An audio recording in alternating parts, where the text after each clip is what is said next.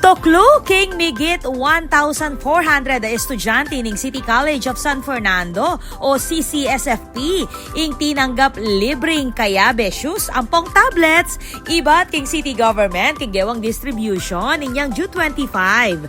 Agpang king city government party king programa bang dinala rin Fernandino students ing karelang gamit ang makasahop king karelang pamag-aral.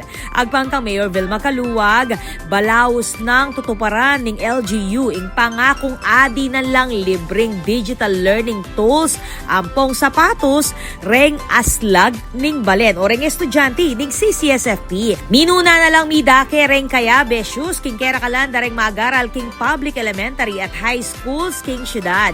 Inanunsyo ning alkalde impanyatang dareng aduang mini electric e-buses ang makasadyang gamitan bang makasaop king transportation needs dareng estudyante ning Ccsfp.